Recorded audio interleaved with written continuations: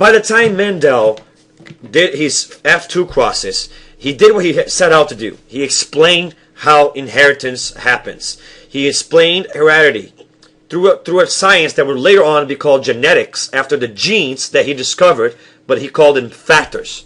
He did a lot though. He discovered that sometimes there's two different kinds of genes, and that genes sometimes are overpower other genes, and they're called dominant genes. And that when you combine a dominant gene with a recessive gene, the dominant is always the one that shows up, and the recessive only shows if it's by itself. He also figures out that these genes never blend, but that instead mom's genes and dad's genes talk to each other in a dominant relationship, and that they never truly blend, but they always remain separate. And that's true because when you want to have a kid, your genes separate to different gametes, and then these gametes will combine with your wife's or husband's genes to form a new entity that still is not blend. How does he know that? Because the recessive comes back in the F2 generation when you do the F1 cross. So he's discovering all these things. He discovers this, therefore, the only thing that makes sense is that there must be two ways to look dominant. That you can look dominant by being homozygous dominant, in other words, having two copies of the dominant gene, or by having a copy of the dominant gene and a copy of the recessive gene. He also discovers something that we're still going to be talking about, which is the idea of independent assortment, which is one trait does not affect the way the other trait is passed on, even though he was not completely right about that.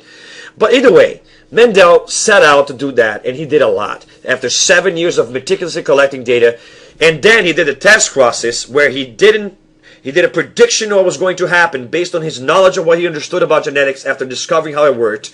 And the test crosses came out exactly the way he expected them to come out. So his F2 cross proved to him that he knew what he was doing.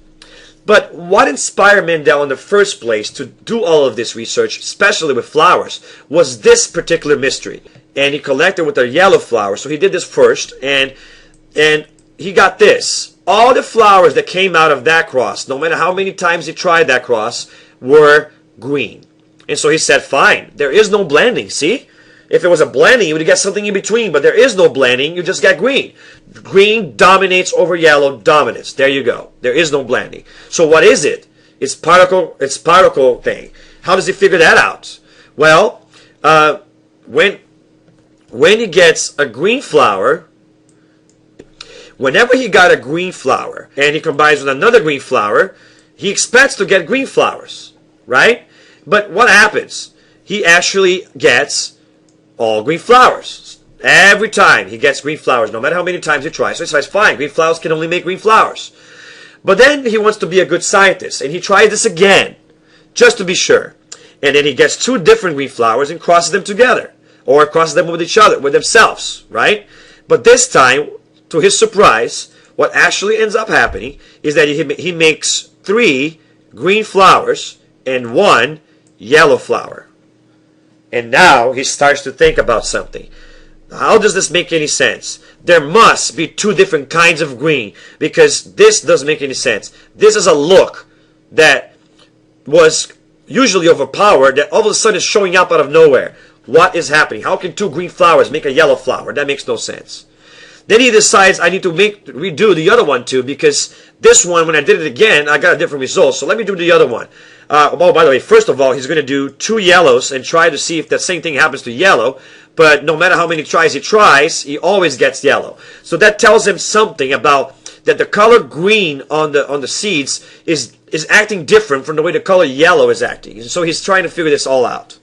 And then he does the same thing he did here again to be a good scientist and do this many times, and he gets a yellow flower and a green flower, connects them with each other, and then what do you get?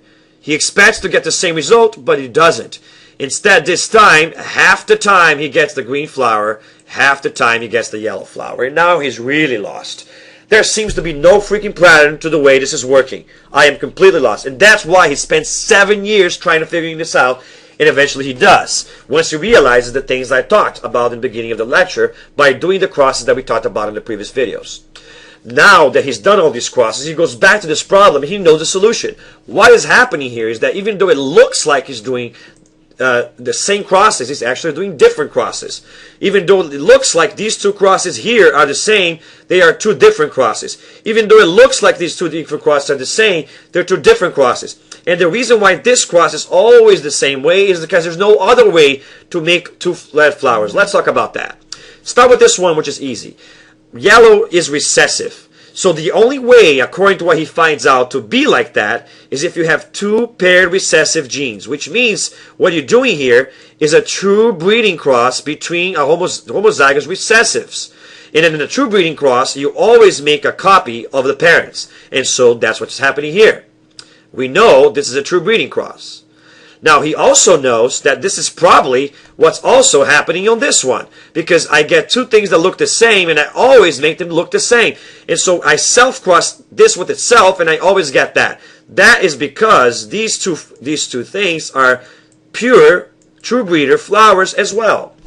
And so all of these will also be true breeder flowers, the same way these were always true breeder flowers. So that's a true breeding cross.